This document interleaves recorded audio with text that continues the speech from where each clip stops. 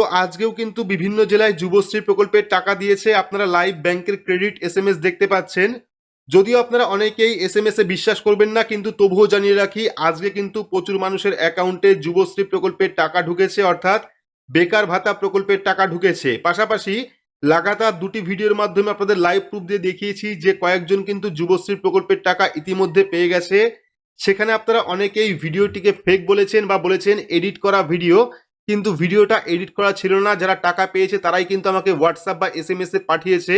আর আজকে তার সঠিক প্রমাণ পাওয়া গেল, তার ব্যাংক অ্যাকাউন্টে যে এই প্রকল্পের টাকা এসছে সেই ব্যাংকেরই কিন্তু এসএমএস আপনারা দেখতে পাচ্ছেন। পাশাপাশি যুবশ্রী প্রকল্পের যে এসএমএস সেটাও আপনারা দেখতে পাচ্ছেন। তো এবার কথা হলো, এইরকম কেন হচ্ছে? অর্থাৎ এক জেলায় টাকা দেওয়া হচ্ছে, অন্য জেলায় টাকা দেওয়া হচ্ছে না। পাশাপাশি কত মাসের টাকা দেওয়া হচ্ছে, 1 মাসের না 3 মাসের টাকা দেওয়া হচ্ছে, ডিটেলস জানতে পারবেন আজকের এই ভিডিওর মাধ্যমে। তো ভিডিওটি আপনার জন্য গুরুত্বপূর্ণ, তাই শুরু থেকে শেষ পর্যন্ত অবশ্যই দেখবেন। ভিডিওটি ভালো লাগলে লাইক করবেন, চ্যানেলটিকে সাবস্ক্রাইব করে পাশে রাখা বেল আইকনটি প্রেস করে নোটিফিকেশন অল করে রাখবেন। সবার সুবিধার্থে ভিডিওটি শেয়ার করবেন। তো চলুন শুরু করি। তো ভিডিও শুরুতেই প্রথমে আপনাদের প্রমাণস্বরূপ ব্যাংকের একটি এসএমএস অর্থাৎ ক্রেডিট এসএমএস আপনাদের দেখাচ্ছি, যেখানে কিন্তু এই ব্যক্তি যুবশ্রী প্রকল্পের টাকা পেয়েছে এবং ব্যাংকের তরফ থেকে কিন্তু এই এসএমএস আসছে। এবং আপনাদের প্রমাণের জন্য কিন্তু পাশে যুবশ্রী প্রকল্পের যে এসএমএস সেটাও আমরা রাখছি। তো এখানে আপনারা ব্যাংকের এসএমএস দেখতে পাচ্ছেন, an amount of INR 1500 has been credit to, এখানে অ্যাকাউন্ট নাম্বার দেওয়া রয়েছে, আমি ব্লার করে রেখেছি এখানে, অন 27/6/2024, অর্থাৎ আজকেই কিন্তু তার ব্যাংক অ্যাকাউন্টে এই 1500 টাকা ক্রেডিট হয়েছে। NEFT by sender pay and account office 2, অর্থাৎ PAO 2 WEIFSC, এখানে রেজিস্টার নাম্বার দেওয়া রয়েছে স্যান্ডার, অর্থাৎ এই অ্যাকাউন্টে টাকা সেন্ড করা হয়েছে। RBI Kolkata UTR IBAN number রয়েছে এখানে, টোটাল অ্যাভেলেবেল ব্যালেন্স রয়েছে এখানে, ব্যাংকের নাম এখানে রয়েছে। আপনাদের সুবিধার্থে যুবশ্রী প্রকল্পের যে এসএমএস সেটাও আপনারা এখানে দেখতে পাচ্ছেন।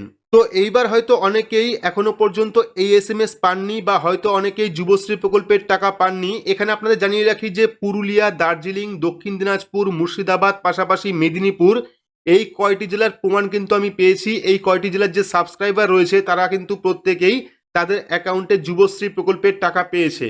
তো এইবার আসল কথায় আসি, কেন আপনাদের টাকা ঢুকতে দেরি হচ্ছে।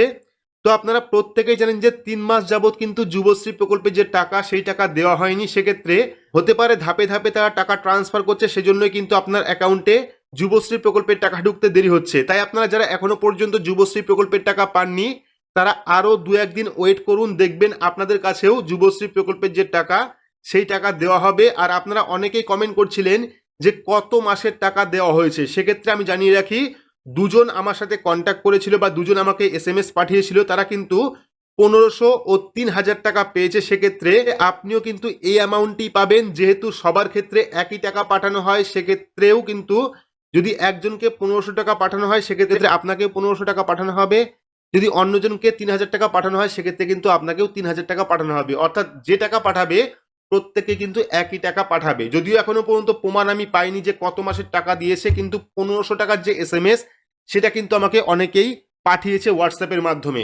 তো আপনারা কারা কারা ইতিমধ্যে যুবশ্রী প্রকল্পের এসএমএস পেয়েছেন বা যুবশ্রী প্রকল্পের টাকা ঢুকেছে, কয় মাসের টাকা ঢুকেছে, অবশ্যই কমেন্ট বক্সে কমেন্ট করে জানাবেন।